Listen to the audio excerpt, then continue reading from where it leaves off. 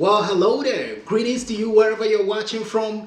This is your boy Cujo from the African Child Media. Today, I want to react to this awesome interview that I watched on KSM. We all know the KSM show in Ghana. This man interviewed Okatachi Afrifa Mensah.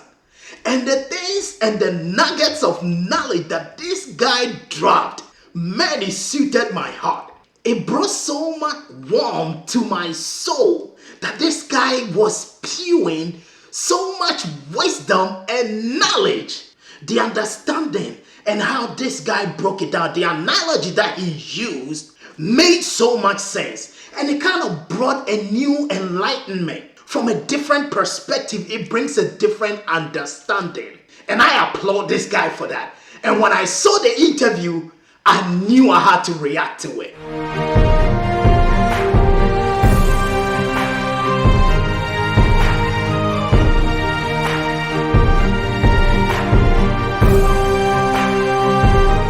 Now, before I play any sections of the interview for us to analyze, for us to understand what this guy was saying, I just want to salute KSM for doing this interview, because he gave this guy the opportunity to put this knowledge out there, to put this understanding out there. This guy made great points, great understanding with an analogy that makes the understanding even clearer and easier to comprehend.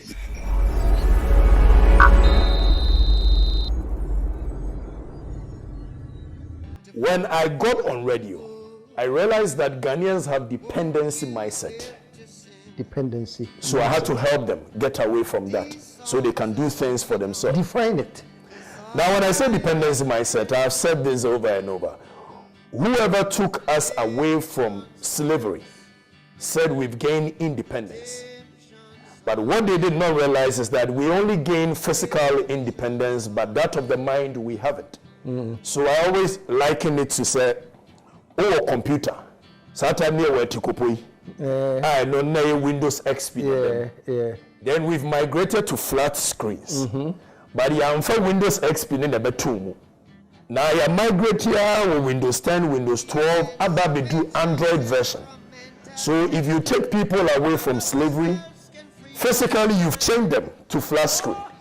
But mentally, which is the software of the people, if you don't touch it and migrate it from a Windows XP to Android, you've done nothing. Because computer needs to say the demo no though it looks nice, but the performance of the computer won't be the same. It's I mean say you migrated from a Windows XP to Android version.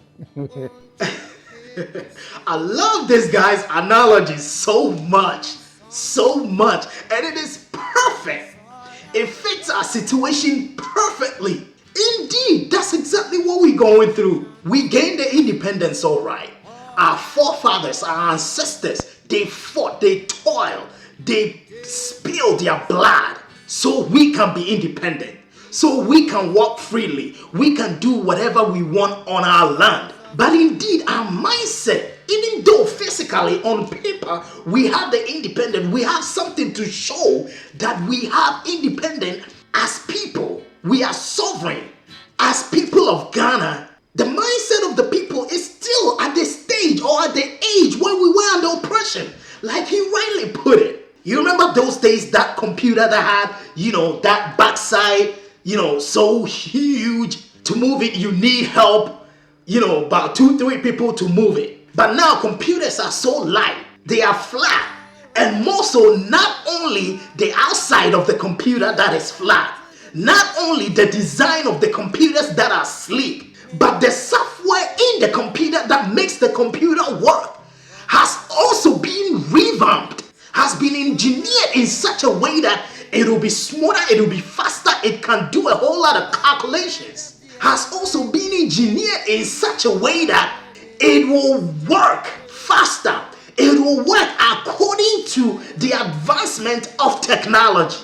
So what he's trying to say is that even though we have the independence, our mindset has not been tuned, has not been changed, has not been emancipated to show that indeed we have that independence. And that analogy is so perfect, because if you go computer right now, I do believe you're not gonna buy a computer with the XP processor in it. You want a computer with the operation system of this day and age, of this current advancement.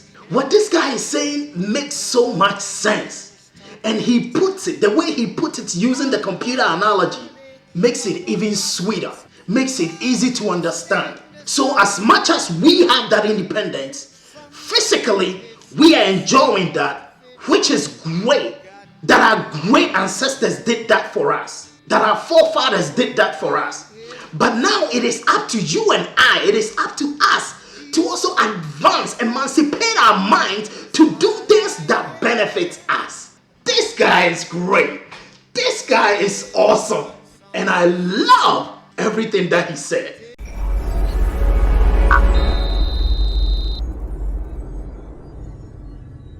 Well, ade baako a me nyina me ba na me pese me hunu so far me nya hunu ye is the people holding leadership accountable.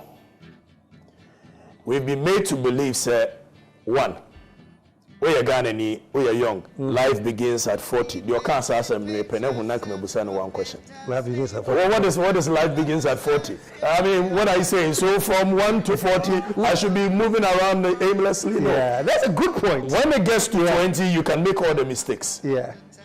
When it gets to 30, it is about correcting the mistakes.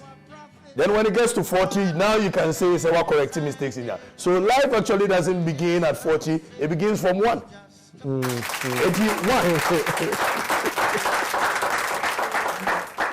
Okay, so life begins at 40. You are telling me to waste 39 years of my life, and when I get to 40, I begin to live life. Now I know, sir, leadership, I've said this thing. The problem of this continent and this country is only 3. Okay, so 1 is leadership, 2 is leadership, and 3 is leadership. The only reason I say leadership is the problem of this country and the continent at large is that God has given us everything we need. In fact, the continent Africa has 60% of the world arable lands. 60%. 60%. Maybe a year duania ebeye. As we know, it is projected that by 2025, the continent is going to import food to the tune of $110 billion US. So if we have leadership who sit on 60% of the world arable lands, but still import food to the tune of 110 billion, then there's a problem. If you have leadership who are so distanced from the people, and for that matter, they sit on 33% of the world natural resources, talk of diamond, gold, but they decide nothing, including the price of these things, then there's a problem. I just love this so much, what this guy is saying. It is up to us. Africa has everything that we need to prosper. The only thing lacking is for us putting our mind to it, putting in some effort. When we do that, we will become great. Now, the only means by which we can do that is when we have a leader who understands and is ready to put in an applicable measures to take us to the destination that we want to be. If we get the right leader that understands the intricacies, the nuances of how to build up a nation based on the resources of the nation, then we will prosper. Because if you look at our situation, it is so pathetic. Whilst we have all these resources, but we are not enjoying the proceeds of these resources. The proceeds of these resources are enjoyed by somebody else. The resources are from us, but we are not having the benefits of those resources. So as you can see, all right, we are world producers of cocoa, right? But who determines the price of cocoa? We are producers, great producers of what? Gold? I'm talking about Ghana. But who determines the price of gold? Why don't we process this precious mineral, which is gold, in Ghana? When we do that, only when we do that, then we will see that we have a say in determining the price of gold. It is simple economics, demand and supply. The greater the demand, the higher the price. The greater the supply, the lower the price. So if I am a producer of this precious mineral and I want to control the price, well, I will produce in a way that I will have a hand in the price of the good. I will not send this raw material to the Western world for them to process it. I will process it in my country. I will do all the jewelry in my country, design all the jewelry in my country, add value to this raw material, and then you come to my country and buy it. Instead of us shipping it to them for them to process it into different jewelry, for them to process it into different designs of necklaces, bracelets, earrings, whatsoever, engagement with wedding rings, different design watches. No, let us keep these resources there and then nationally produce human resources that have the technical know-how, that have the knowledge, that have the understanding to process these resources and refine it and add value to it. And then we can determine the price of these resources. Why do you think the countries of OPEC, when they realize that the prices of fuel, when it's so low, they decide to cut down their production? They cut down the production because they want to limit the supply of fuel. When you limit the supply, demand staying even where it is, it will exceed supply, and then that will shoot the price up. It is simple economics. We have to control our own destiny and what we have as Africans. I always say we need to produce the human resources that can refine the natural resources that are endowed in a respective country. Go to Nigeria, produce human resources, engineers that can tap into the oil reserve of the land. You go to Ghana, produce human resources, engineers that can tap into the natural resources, which is gold, diamonds, bauxites. When we produce these people, these technical know-how in our higher institutions, then they will be supported by the government and also produce the refined product out of these abundance of resources in our land. That is how we come out of poverty. This guy gets it, but do our leaders get it? Because everything that this guy is saying is on point. And that's exactly what we need to do.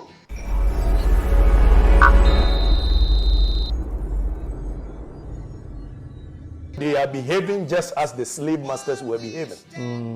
If you have leadership as a new or yaria, or say or ko aya ayaresa ewo UK. Time wa aya Gottisberg, Alambans, and no more ha no mu die so no. Omo kwa ayaresa no mo ko no he. Enye UK. Yeah. So leadership do not trust in the health system, but the people should enjoy the same health system. If you have leadership, when yasika na se obaso no yasika, or todan ya okoto no UK, koto no Dubai.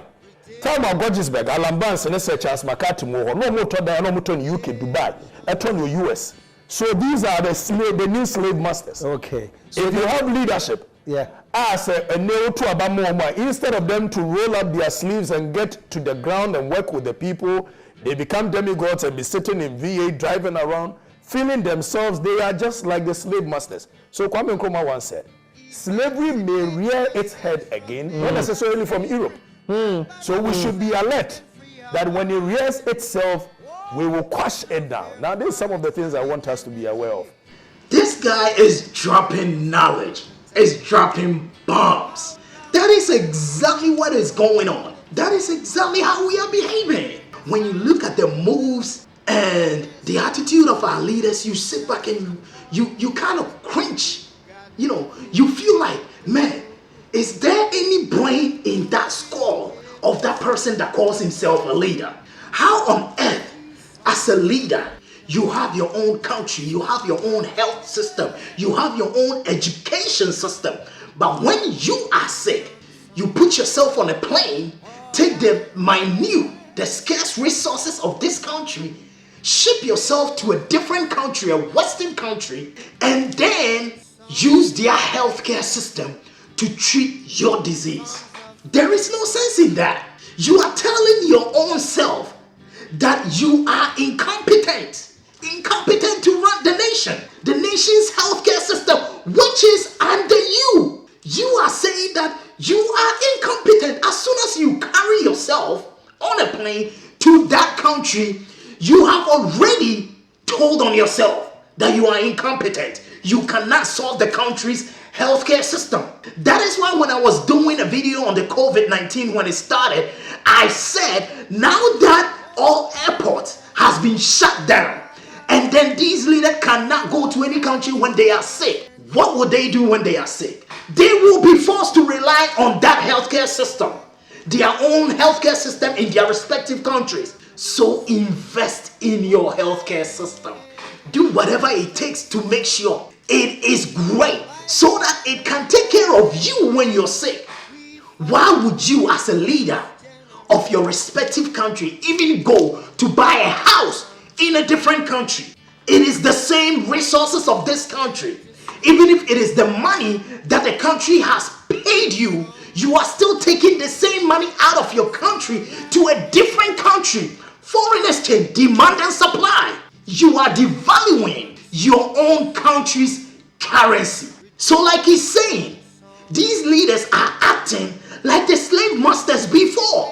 When these slave representatives were here, when they are sick, they go abroad to be taken care of because they did not trust the healthcare system. They did not trust the healthcare system, or because they did not invest in it.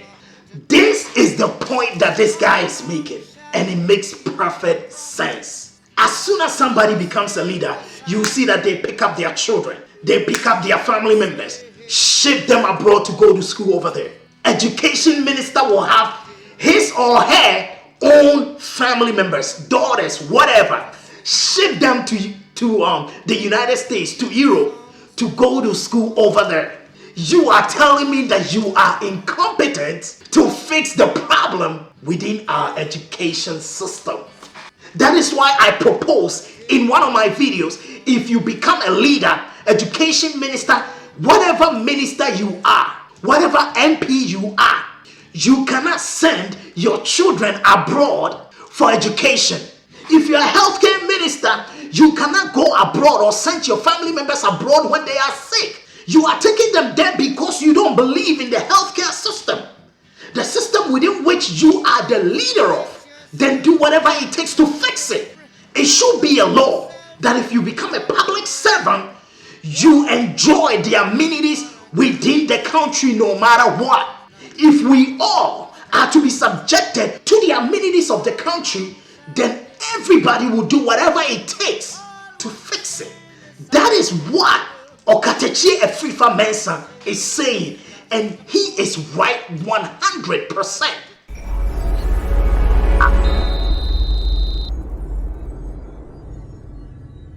The educational curriculum now, your continent Africa, no? Yeah. It only makes us non-thinkers, Yes, thank but you. rememberers of things. Yes, yes. So the people cannot think outside Yeah. the box. I don't see how we should have an educational system where somebody will come out of school after how many years? From class 1 to university, more than 22 years, and still will sit home for 7 years looking for government to come and employ him. I didn't every so call school near and Chereni Bibia. We need to abolish that, do away with it. You're called University. You're called University. You and I know. You did first, you did second. Up to 500 and something. You have a blackboard, no so notice board. Yeah. Near a bubble. Yeah, but we are the 500 and something. Right away, we've demoralized that person completely. Yeah. At that tender age, you see a kolana bon. It's a kolana intimenya on kanu konipem. We need to do away with it. I watched one footage from Korea, and kolani high jump. Okay, and a car back. All of them had to come back, support that child by clapping for him. Manihuri. And Manihuri and son of Munina Kwako Hageno. But in this continent and in this country, we don't do that. Yes, why the difference? So one, our educational system, we need to abolish it. Educational system where I collect me pass a Greek. I hear from a human, yes, I agree in economy. educational system akwala to me pass science. Akwala to me pass environmental studies, how to keep your environment clean. Yes, one pass bruni bi kasa. It is akwala ne nkonko tenafi. We cannot continue to have the educational system.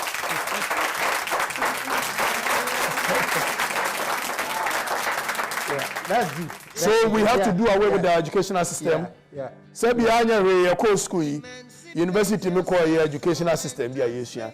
You see Woodrow Wilson say, Max Weber say, Marxist theory say, one say. Let say we no nim Ghana nim Africa. That's right. So all their philosophies they propounded it based on American structure, UK structure. Why then do we continue to have this in our educational system? And for that matter, the people can't relate with anything they are learning. So one, we have to do away with the educational system we have and come up with curriculum that reflects our society and building an African personality. In our own country, if we do not pass the English, that child is done. Like your education is done. You cannot go anywhere with it. But this child may pass math, he may pass geography, he may pass history, he may pass science, he may pass agriculture, he may pass economics. But if this child does not pass English, that is the end of the child. How are we supposed to raise critical thinkers with this kind of education system? These children, even if some of them, even if the person failed English, the person may have the ability to become an engineer, or the person can have the ability to become a computer scientist, or the person can have the ability to even be a code developer. So if this child failed English and this child is sidelined, what kind of people are we bringing up? Are we bringing up critical thinkers? Or are we bringing up people that just can only read but cannot reason? There are a whole lot of schools in Ghana that teaches only in English. But some of these teachers that teach in English struggle with the language. Now I want to ask this question. If the teacher himself struggles with the language, has flaws, how is this teacher gonna be so impactful to this child that is learning this language? And the whole education of this child will be dependent on this child passing the English subject. We have to design our education in such a way that it benefits our economy, it benefits our system. This guy gets it. This guy has the understanding.